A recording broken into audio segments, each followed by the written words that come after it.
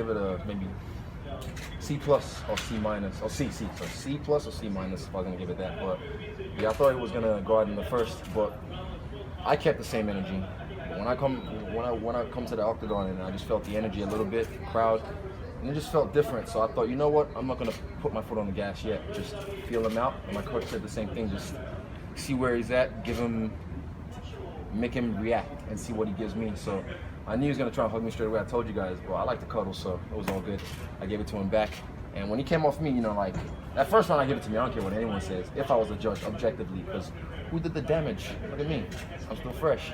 But he came off me after the first, and then he was bleeding, so I was messing him up on the fence. But yeah, I'll give it like a C plus, maybe a C. Sit on a C. How do you think your grappling held up in this fight? Sort of, shaking off his takedown attempts. Easy. Like earlier on in my MMA career, if I ever got to the ground, even in training, I panicked. And it wasn't until one time I fought this Sambo guy, multiple-time Sambo world champ. I think, not world champ, but like a Russian champ. And yeah, he was really good with the takedown. But then every time he took me down, go back up again, spring back up. And by the third time, I started stuffing his takedowns, and then I could see like that look in his eyes, that panic. And I didn't see it in the first round on him, but I saw it in the second round, and I knew, okay, I slow cooked him in the first, I fried him in the second. Obviously 12-0 now, all finishes in your career. Yeah, congratulations. Thank you. When you go in there, are you expecting to get the finish, or is it something that just kind of ends up happening? I never expect the finish. I just know, like, my coach usually always said, never look for it, never look for the knockout. So me, I just go in there and I just want to touch them. I just like to touch them, and you touch them enough times because, yeah, I'm not a heavy hitter.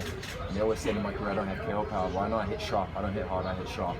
So I just want to touch them enough times, and I know they'll fall. They can't take it. What did you think about the finish? Because some people thought maybe it could have been stopped a little bit earlier.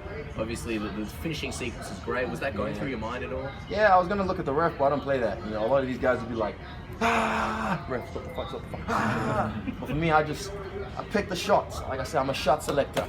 A lot of these guys just want to rush and bum rush them. This is the highest level, and I've been doing this for a while, so I look for the shot and dig it in. So by that time, when I knew it was ready to go, when I fried them up, I just like to sit on the punches and dig it in. Boom.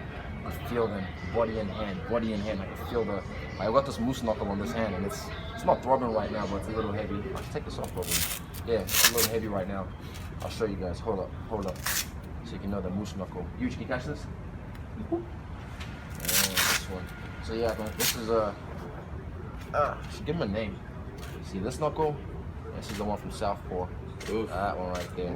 So it's a little bit tender at the moment because I could feel his temple when I hit it. I was like, oh yeah, he's ready to go. And I sat on the punches and started digging him in. You've spoken about how you're dreaming this moment into reality, but now that you've been through fight week and you've actually got the win, how does it feel that you've actually accomplished what you set out to do and get the first victory in the UFC? Deja vu.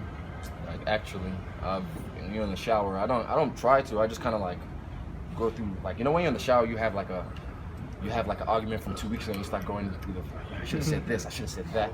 Sometimes I get that, but most times I'm just like, Bruce Buffer in front of me, all this shit, like pre-fight, post-fight, and whatnot. So I kind of go through all that through my head, and shadowboxing in the fight, pack and save or the grocery store, like all this I've prepared for a long time, and I know I'm meant for this. I don't say I'm born for this, I made myself for this. My crew made myself for this.